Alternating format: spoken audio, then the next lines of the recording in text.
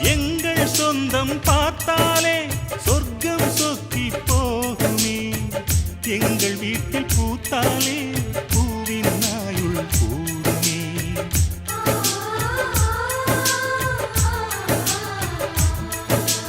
இரண்டு கண்கள் என்றாலும் பார்வை என்றும் ஒன்றுதான்.